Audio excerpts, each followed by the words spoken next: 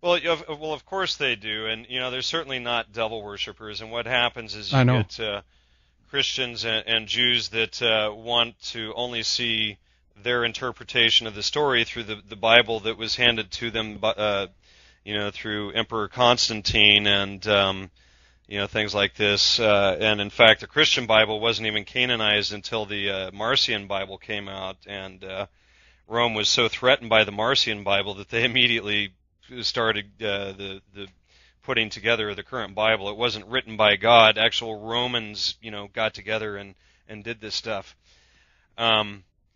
And it wasn't just written all in one piece. It was gathered together from many different ancient documents, and a lot of ancient documents were left out, and a Of lot of them course. were included. But with the Mandeans, and I also want to say regarding devil worship, first of all, devil worship is an interesting topic in and of itself, because when you look at most cultures, the devil and God are one being. It's yin and yang. If you look at the yin and the yang symbol, or yin-yang symbol, you have white on one side, black on the other side, a little bit of white in the black, a little bit of black in the white. And these are opposites, yin-yang. But if you stand back, they're one symbol in the big circle chasing after one another. So one is not without the other. And in fact, in Mithraism, Mithra had a brother Yima who is synonymous to himself, and Yima is actually the one who is the good shepherd, and all of those attributes were given to Yima, his half or his twin brother. And Yima and Mithra had 12 helpers, but 6 were of good and 6 were of evil, whereas Jesus were just told that they were good. But the whole devil thing is really the overall theme is really about day and night. Night was the darkness. It's when Set, the Egyptian god of darkness, came in. And what's interesting is in Judeo-Christianity, the story is flipped, and a lot of Christians will try and associate the story of Lucifer to the devil. And I would have your listeners find me one reference in the Bible where Lucifer is associated with the devil, and in fact, Lucifer is only mentioned once in the Bible, and it's related to the morning star. Yep. And the morning star, as we know, is the planet Venus, and Lucifer means lux or light. So Lucifer is a light god, or the morning light, the star of light in the early morning. So that's just one thing I wanted to clarify there. But the Mandaeans out of Iraq and Iran, they're just about extinct. In fact, last year I had a professor from Turkey contact me asking me for help to help him spread the word about the Mandaeans being exterminated by the Iraqis and by U.S. military. Yeah, exactly. And so he had contacted me, but it's really unfortunate. But what they believe in is that since John the Baptist, who obviously died and rose again, because John the Baptist was beheaded and then he obviously rose again, but there is like this whole problem where if John the Baptist baptized Jesus, then wouldn't that make John the Baptist the true prophet? And so that's the angle that the Mandaeans take, and they have a book called The Right Genza. Yes. That talks directly about Jesus being the false Messiah. And in fact, in the ancient Mandaean text that Christians don't like to ever quote, which is an ancient text, is it got actually words from Jesus quoting, saying himself that he is a false Messiah, that he has misled the people, and that this whole there's a whole passage in there about that. But they're sort of. Go ahead. Yeah. I think today there are even some Templar. We can look at some of the the Knights of St. John and whatnot that actually venerate St. John more than Jesus. So that it's a kind of a common theme here. And I think that one thing why the reason also they have been referred to as devil worshippers actually has to do with the peacock symbolism that the Mandaeans use, and this connect with the I don't know if I pronounce this correctly, but I think it's they call the Yezidi or something like that. Have you heard about them, John? I have not, but Typically in ancient symbolism and alchemy and things like that, the peacock, the tail feathers are the eyes of vision. Yes, exactly, precisely. So that's another kind of interesting aspect here. And as you say, I remember putting up a few articles about that on Red Ice a while back, and allegedly they have been, persecuted. And one reason I brought this up was that I wanted to ask you if you think, or if you know, if there are references in, let's say, let's take the Right Ginza for instance, then if you know if there's some kind of retelling of this story of the origins of Christianity and its connection to the mushroom cult or drugs or something like that. I have not looked into them enough to know about that. I've read maybe one or two books on the Mandans, and I'm familiar with their history enough, but I couldn't go further into that. And unfortunately, they're sort of unknown to a lot of the people in the entheogen community. I think a year or two ago, I was kind of one of the first to bring them up in this field, and I know other people are starting to look into them and their symbolism, because in St. Mark's Basilica, the whole beheading of John the Baptist is significant itself, and it's very clear that the beheading of John the Baptist from the St. Mark's is symbolism of the mushroom itself. So I find that very, very interesting. Okay, so John, we were talking here a little bit about the schism. That's, as far as I understand, then the kind of the main topic or area that you do dive into in the Holy Mushroom. But is there anything else you can mention about the book, some area that you do touch upon that we haven't kind of addressed here today?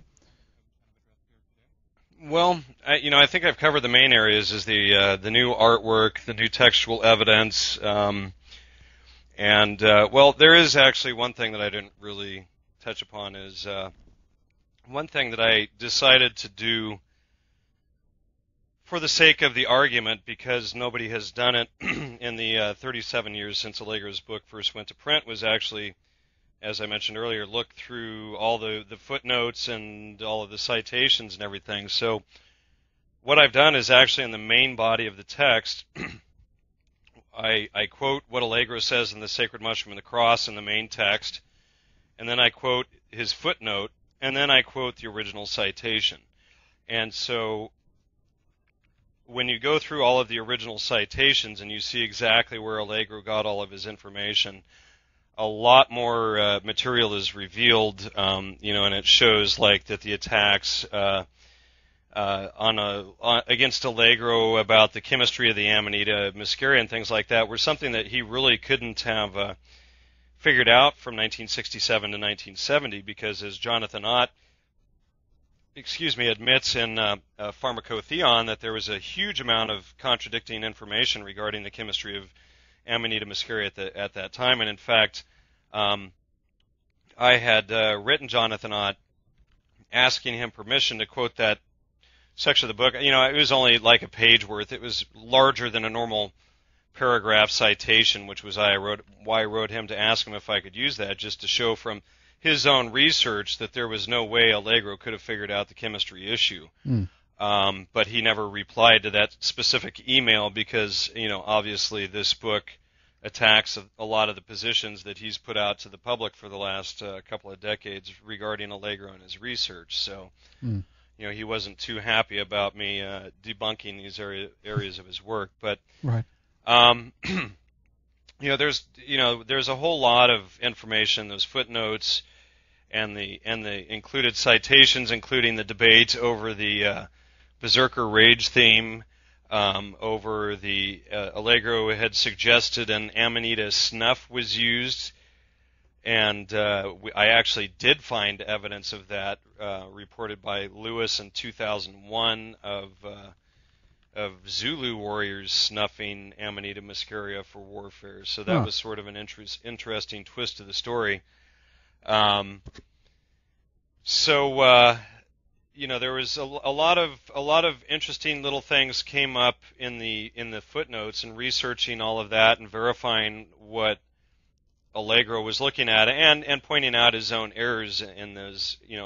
I'm very clear about which errors are his and which errors he copied from other people, and he basically took the brunt of the blame for errors that he copied from Schultes, from Ramsbottom, from Robert Graves, from mostly Wasson's own personal friends. And they just felt it okay to attack Allegro for the same mistakes they had made, but not anybody else. And so that's really what the core of the book is about, is looking at all of those citations and everything and bringing them out into the front, into a single place where people can read through and see what Allegro's sources actually were without having to spend 2 years tracking down the books and the citations and the journals and things like that, so that they can find this stuff. And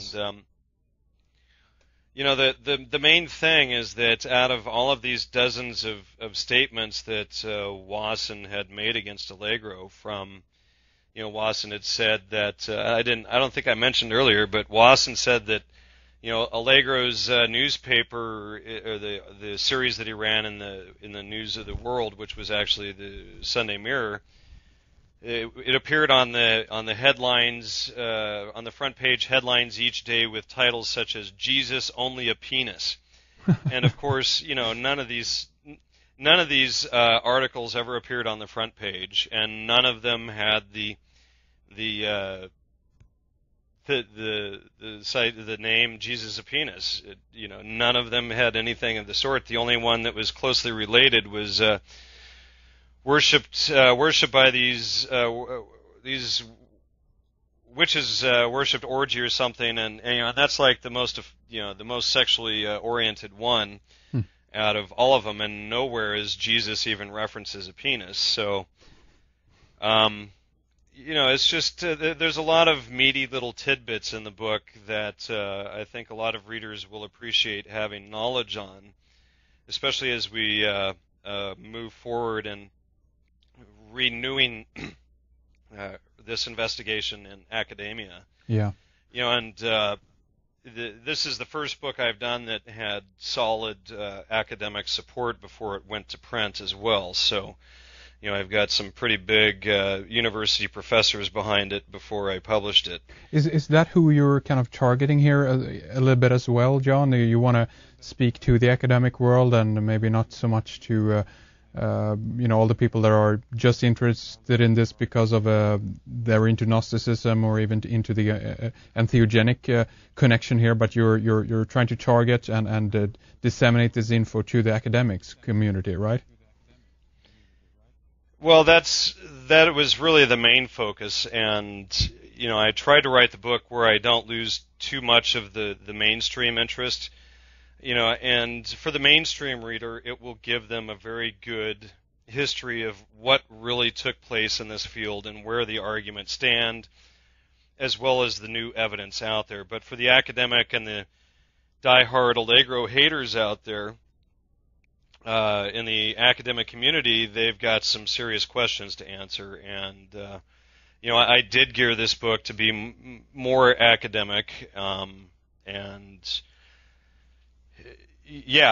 to make a long story short, yes. yes, no problem. And right at the caption on your website, you talk briefly. I don't know if this is anything you go into in the book or anything like that, but you mentioned the Piltdown hoax or the Piltdown man. Do you have some more background on that? Actually, well, that's actually not mine. That whole thing is the quote from Professor John Rush, and that's his endorsement for my book. Ah, right. But and I was actually going to put a little thing on there, but I felt his review is so good that I decided not to. But somebody else had mentioned to me that I ought to put what the Piltdown hoax was. But Piltdown hoax was really the largest academic scandal. Back in the early 1910s, 1920s, there was a so-called discovery of the missing link in human evolution, supposedly discovered in England, and it was called the Piltdown man. And this man was accepted as fact until in the 1950s somebody went with a little scraper to do a test on it and realized that it